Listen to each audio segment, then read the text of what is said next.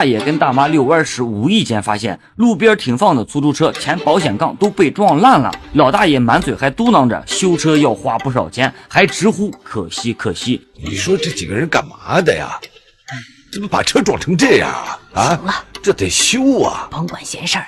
老大爷不知道，车上坐着的正是持枪抢劫银行的4名悍匪。悍匪分批次下车，临走时还擦掉了所有的指纹。也就在江笑准备离开的时候，之前那个老大爷又出现了。看什么？这车是怎么撞的？伤着人没有啊？找死你！你赶紧进。江笑杀人的眼神吓得老大爷不敢吱声，灰溜溜的走了。但是江笑不知道，此时正有一个小偷正注视着他的一举一动。小偷回忆，当时他亲眼看到司机走进了甘露寺的农贸市场之后，就再也没有出来。你说的是实话？我敢赌咒，绝对是实话。我在后头盯着农贸市场看了差不多有10分钟，那个农贸市场四通八达，我硬是看准他不会再出来了，就知道这部车恐怕是抢来的。我想他们8成是黑道上的人，用这部车做了什么事就扔掉了，根本不会再来弄这部车。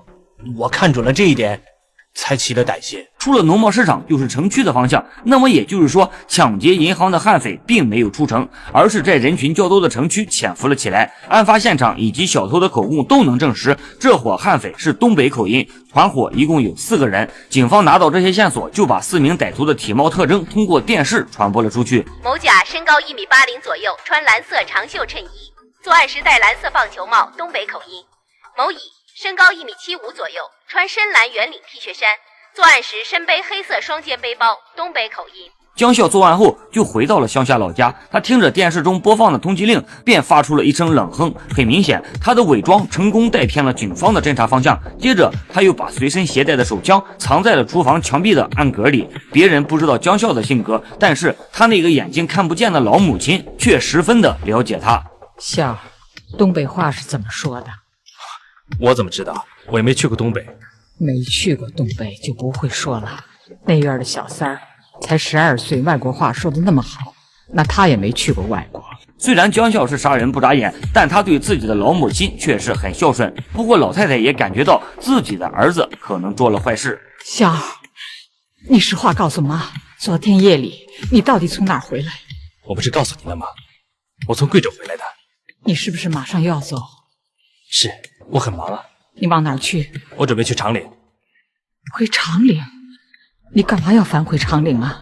老太太说的回长岭这句话，算是把自己心中的猜想说了出来。不过江笑还是面不改色，坚称自己刚从贵州回来。只是老太太的心里跟明镜似的，记住妈的话，实在无路可走，就认命吧。您不是说我聪明，天赋比别人好吗？还操那些心干嘛呀？江笑没在老家多待，下午他就返回长陵情人阮平的家里。阮平不知道江笑就是持枪抢劫案的主谋，因为江笑对他很好。另外2名歹徒易大友和金海也都回归到了正常的生活，他们平时就是一个送煤气罐的。这平常送煤气的好像不是你呀。他今儿病了，我给他代班。开门，我给您送进去。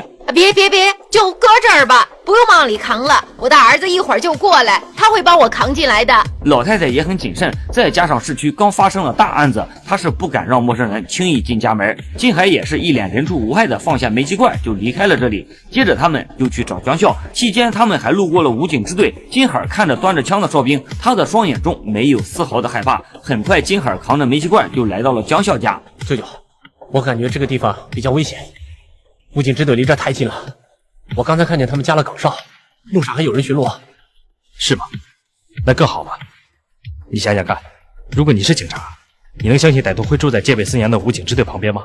这可能就是灯下黑的道理吧。从这里也可以看出，江笑做事那叫一个胆大心细。而金海这次带来的可不是普通的煤气罐，金海把煤气罐的底部拿出来后，就从里面把他们作案用的枪以及抢来的冲锋枪给倒了出来。江笑激动的拿出这把冲锋枪，他的双眸就直勾勾的看着，更甚至还狠狠的亲了几口，口中也直呼太漂亮了。漂亮是漂亮，可惜钥匙断在里面了，要不然钱都能拿出来。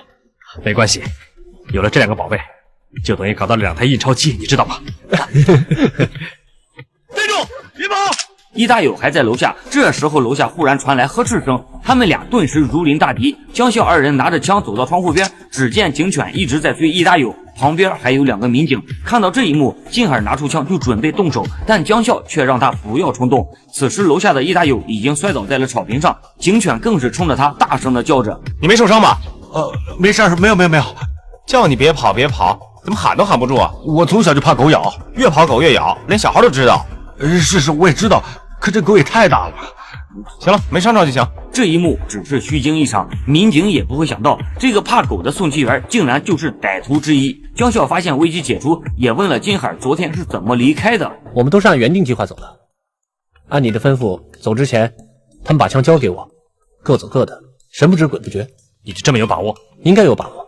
我从甘露寺赶到易大有那儿同他会合，一路上我绕了3个大圈，没有任何被人发现的可能性。金海回到市区，倒了3次车，才回到送气公司跟易大有和少成会的合。而少成也在江笑的安排下，开车去省城送煤气罐去了。不过金海却很担心少成的安全。他有合法证件，身上既没钱又没枪。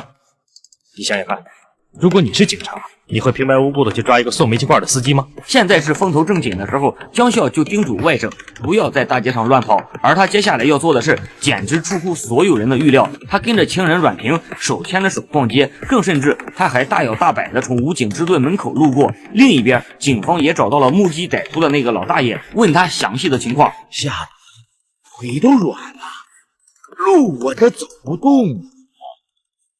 他说话是哪儿的口音啊？东北话。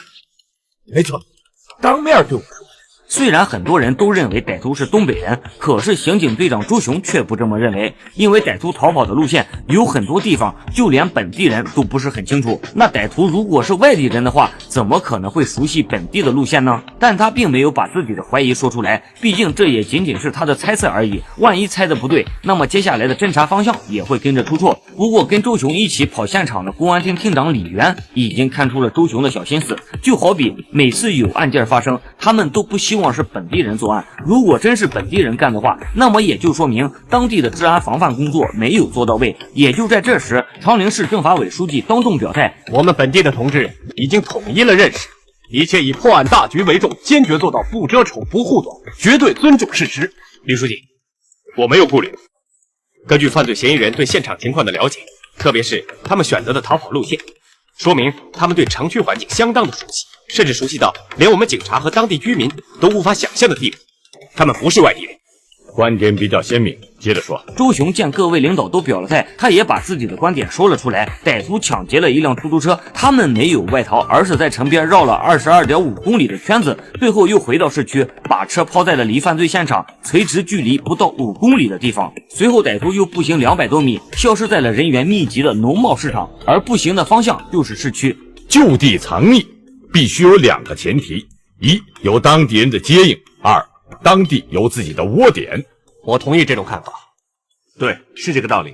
歹徒是本地人的观点得到了众人的共识，也就是说侦查方向也就此定了下来。那么接下来他们又该如何抓捕呢？另外江笑又该如何应对呢？